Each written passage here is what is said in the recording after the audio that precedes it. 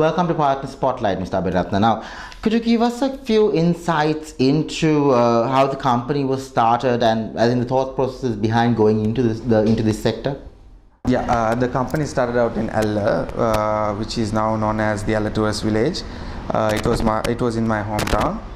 So my brother saw the idea of stepping into the tourism industry because the number of tourists visiting Alla increased each year, and we thought we should cater this rising market with a new venture.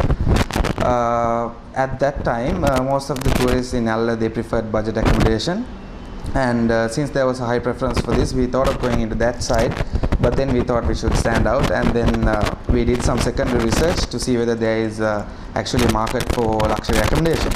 And once we did this, we found out that there was actually good potential and there was a good response for that.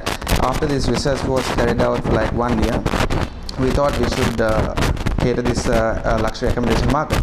And then we went out to look into the perfect location that would fit our new product in it. And luckily we found the 98 acres resort land, which is located in the UHE Greenlands estate. It was owned by our family, and it is located right in front of one of the major attractions in Alla called the Little Adams Peak.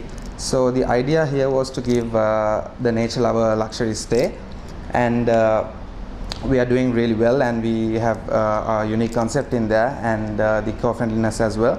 And now we are doing really well, and we are expanding with that niche clientele. Describe the properties that you have in the group at this point of time.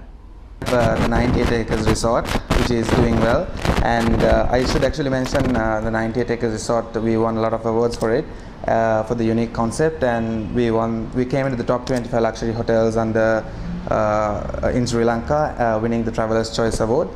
Also, my brother Chamar, he won the Entrepreneurship Award from Enterprise Asia for 98 acres. And on the other hand, we have the Secret Hotels chain. The Secret Yala, which was opened in January.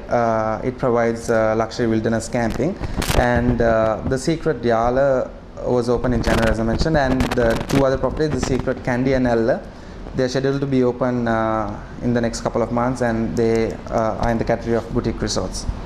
What are your thoughts on the competition in the tourism sector? There's always competition, and I think that's what keeps us going. But on a serious note, if you think about it, it depends solely how you position your product.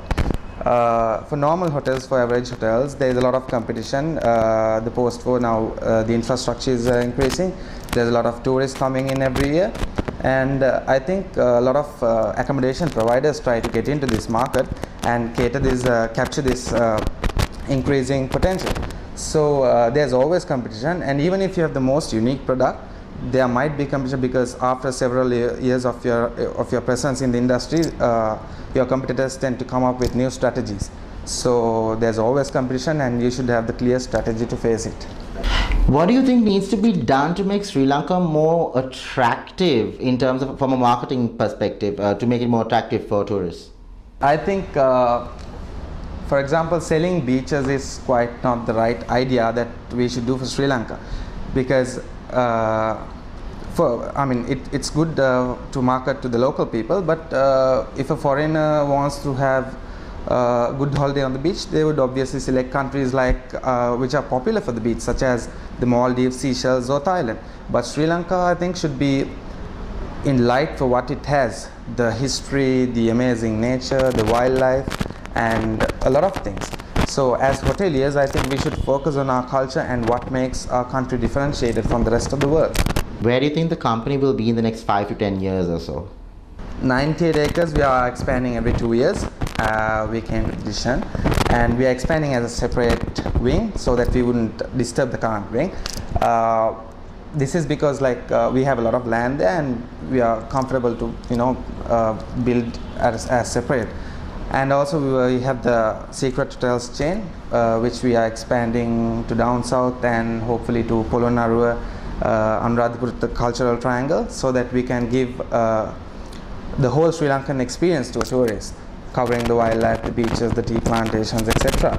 And also we are discussing at the moment to open a budget hotels chain in future. We are doing some deep research into it. We are having meetings about that, and hopefully we'll be able to come up with the response end of the year. Thank you very much.